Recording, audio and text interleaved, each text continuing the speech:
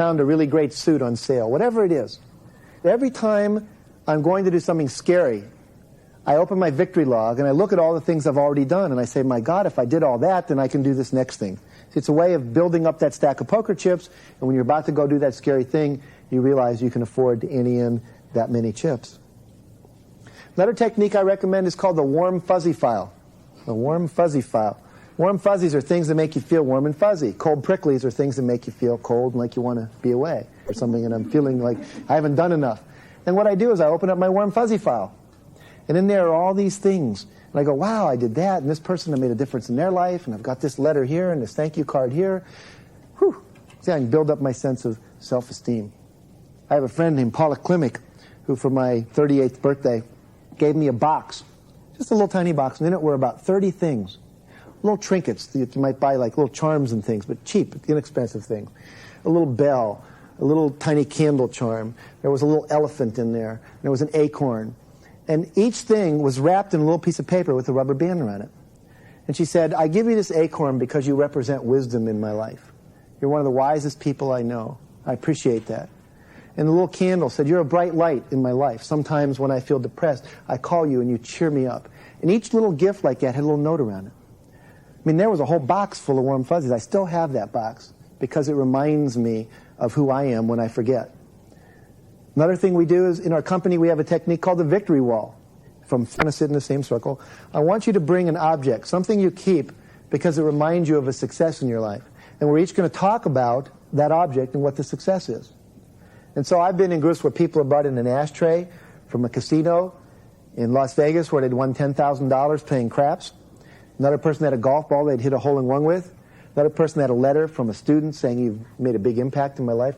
One woman brought in a stick with a string around it that was given to girls when she was 14 years old, and this lady was about 45, right, at Girl Scout camp for being conceived. So it reminds you, I don't know if you noticed, but we have auditory, visually, and kinesthetically oriented people. Auditory people, to feel good, to have high self-esteem, they need to hear it. Hey, I like you. Kinesthetic people need to be touched. They'll always say to their husbands, I know you tell me, but you never touch me. Auditory people are always saying, do you love me? Yes. 5 minutes later, do you still love me? Yes. 20 minutes, you still love me? Hi, I told you I love you. Give me a break. Look, I'll put it on tape. You can play it anytime you want. You know, that kind of thing. But auditory people need to hear it.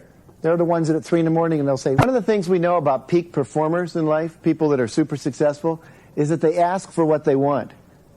This was one of the hardest things for me to learn. I realized I wasn't getting what I wanted, but I was thinking somehow people were supposed to know. Well, let me ask you this. How many of you got everything you wanted from your parents when you were a kid? Can I see a show of hands? No hands. How many of you asked everything you wanted clearly, consistently, over and over from your parents? Anyone? How many of your parents were psychics? So we got no hands here. See? So the reality is, if you don't ask, they don't know you want it, and then they don't give it to you, then you think, well, parents know everything, and so then you decide there must be something wrong with me. Because if they loved me, they'd what? They'd know. They'd know, exactly. I mean, I know none of you have ever said that, but I'm sure you've heard people say, if you really love me, I wouldn't have to ask. You'd know what I want. And the reality is we don't. So I've learned you have to ask for acknowledgement. Remember recently I cleaned our basement up, which was something I didn't really want to do, but it got to the point where it was a mess, and I told you about completion, so we cleaned the basement up. And I finished up, and I went upstairs, and I got Georgia, and I asked her to come down. And I said, here's what I want you to do. I want you to come down to the basement. I want you to tell me what a great job I did. So she came down and she went, wow, look at this. You got all these boxes piled up. And where'd those other ones go? Well, I took a razor blade and I cut them up and you're going, well, wonderful. And look, you can see where all the food is and can see where all the books are. This is great. And my little kid inside was going, yeah, Mom. Now, you might say I should be above that and I don't need that anymore. But the truth is I did and I wanted it and I asked for it and I got it. So you can ask for the acknowledgement you want. And one of the techniques I teach in one of my seminars is at the end of every week, if you work in a company, write down everything you did and all the successes you had and put that in a memo to your superior. When I was a counselor at the university, the one thing I heard most was, I think my dad loves me, but he never tells me. So those of you that are listening to this, make sure you tell your family, your wife, your husband, your kids, what you acknowledge them for. We have a little process that I call the victim affirmation. I have 2 boys. When I tuck them in, I literally tuck them in like so it's a straitjacket around their arms. They can't move. And then I grab them by the shoulders. I look them right in the eye. And then I tell them what I love about them. Like, they can't go up till you get a skateboard. You're inspiring. I'm really glad you're in my life. I love you. And then I walk out of the room. Here's this kid looking up at the ceiling. Whoa, what was that? You know. But he knows that Dad loves him. I have another friend who uses something called Post-it therapy. You know those little yellow Post-its, a little sticky on the back, you can put them on everything? And what he does is every night before he goes to bed, he puts a Post-it somewhere that he knows his daughter will find it. On her lunchbox, in her book, on the mirror in the bathroom, on her door. And he says something he appreciates about her. Appreciate you helping me do the dishes. Really inspired by how you went for that math test and you got an A. I love the way you supported your mother tonight. He said he went into her room one day looking for a hammer, the tool that was lost. He was looking around, he couldn't find it. He went into her room. As he was coming out of her room, he noticed on the back of her door 250 Post-its. She had kept every one. They were all in neat little rows on the back of her door. Now that girl, every time she goes out of that house, guess what? She knows somebody loves me. See, she's got visual proof of it. One thing I'd like to share with you about giving acknowledgement is how one-on-one can be very important. I think a lot of times we think we have to change the whole world, and sometimes you can just change one person, and that makes a big difference.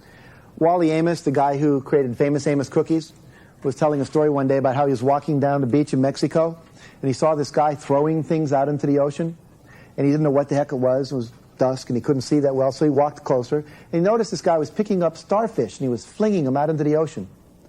And he thought, why is this guy doing that? So he goes up to him, he says, what are you doing, sir? He says, I'm throwing starfish out into the ocean. He says, I know, but why?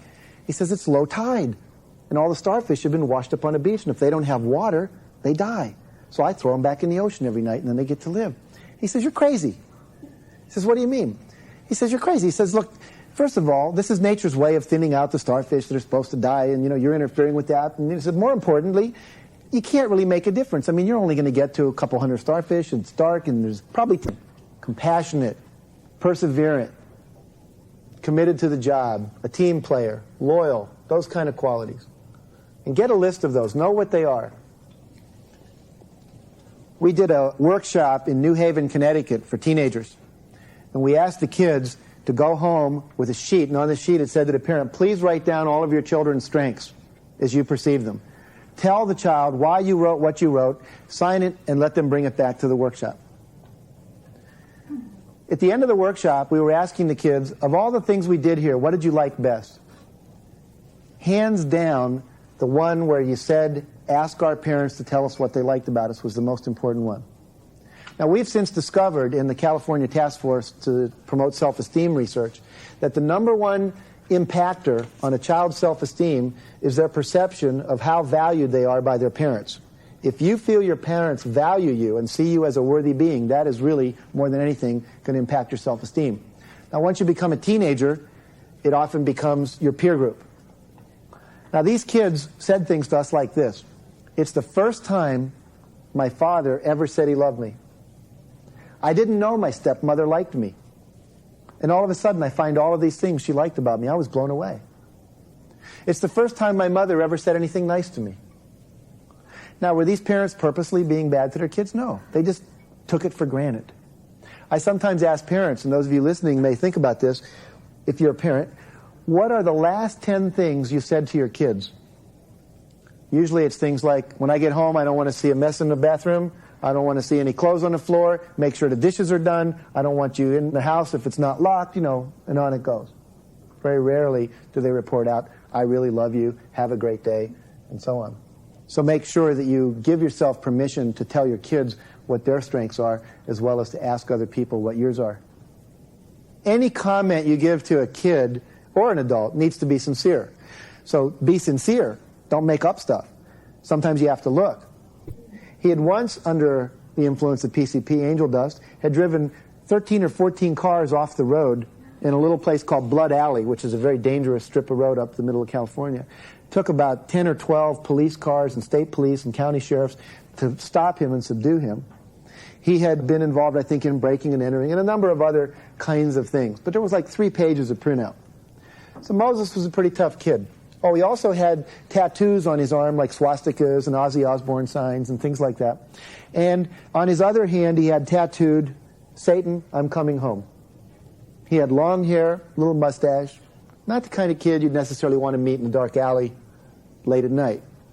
Now, Connie went and she enrolled each of these kids, talked to their parents and told them about the program and said, if you do this, it'll improve your life and so forth. And Moses said, I don't see the point. You know, I'm up for trial for all these cars I ran off the road, and they're going to send me to the youth authority, and I'm going to be in, you know, the detention center, and why should I do this course?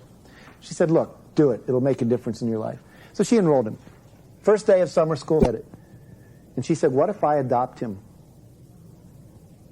And she actually did. She adopted Moses. But he said, look, well, so what if you adopt him? You'll go back, you're a consultant on the road. She said, look, here's the deal. I'll put him in Boys Town, and I will bring him home on the weekends. And he said, why are you doing this? She said, you know, for years I've been running as a jogger, and every time I go to Utah, in Salt Lake City, where I consult, I run through the park, and there's this rose bush that's always been in terrible disarray. There's no trellis, there's weeds, there's no, you know, it needs trimmed back. And I'm always thinking, someone ought to do something about that rose bush.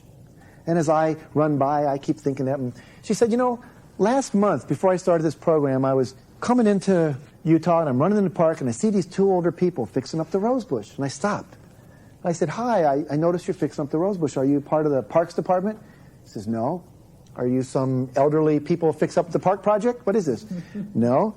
He says, you know, my wife here and I, we walk through the park every day, and we live about 2 blocks from here. And friends and our family as rose bushes. We start to make a commitment to our own self-esteem and the self-esteem of others by looking for that positive inside and recognizing it.